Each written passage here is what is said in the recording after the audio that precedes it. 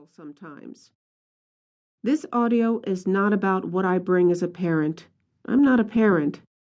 It is about ways to better manage life, and it's about the experiences I have had growing up as a child in an unhealthy state.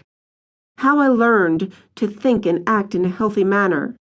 I want to share these perspectives with you, and hope you can relate to some of my experiences. After all, you were a kid too, and we're all just working to do the best job we can. It's interesting, because one way I learned about healthy relationships was from hanging out with my 16-year-old nephew. I have watched my brother and sister work very hard to make the right choices with their kids, and have even reflected back on how my parents were with me. It can be very difficult to see the child, their inner self, when you're trying to raise them and get them on a specific track. It's a whole different world. Actually, it's similar to a manager and employee relationship. A manager sees the patterns and habits of an employee, and if the employee has a challenge, the manager may struggle to get that employee on track.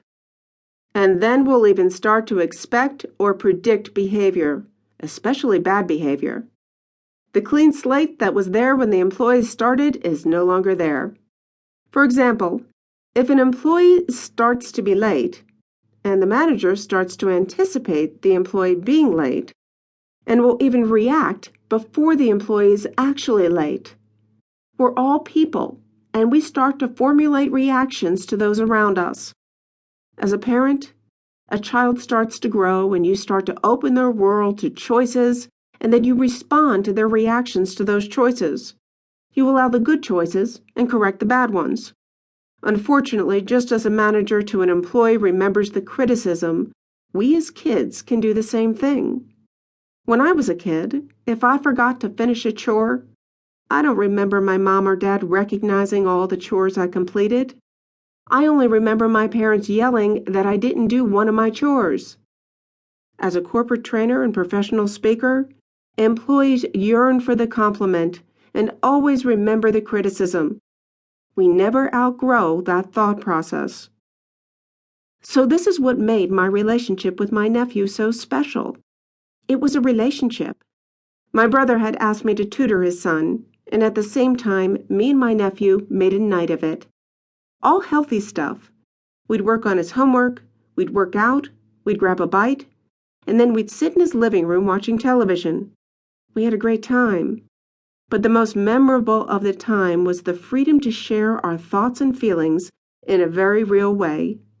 It was clean, and perhaps one of the healthiest relationships I had ever been in.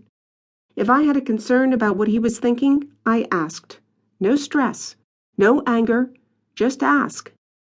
If he had a concern, he did the same thing. Believe me, I'm not saying that I'd be a better parent, because I wasn't in the trenches every day. But I do know that I learned about the kind of parent that I'd like to be. And even though he was a kid and needed the structure, balance, and leadership in his life, he was a person, and his feelings, just like mine, deserved to be heard. My tutoring time with my nephew lasted about 6 months, maybe 7. But this was a life-changing time for me. My sister's daughter, my niece, has brought the same evolutionary change in my life. I can contribute to her growth in an entirely different way. If I had to deal with her completing her homework, chores, monitor her time and safety, I may not have had the space in my mind to contribute to the experience of her. I'd probably be focused on the laundry list of activities that need to get done. Parenting is a lot of work. When I was out with my niece, she must have been 10 maybe, and I was talking about my back deck and how the weather was destroying it. I had commented that I wished I could cover it with something, just talking, not about anything major. My niece said, "Why don't you get a pool cover for the deck?" Actually, a really good idea. But if I were in some other baggage-filled relationship, or perhaps was raising my niece myself and caught up in the day-to-day challenges of life, I might have missed her very profound statement.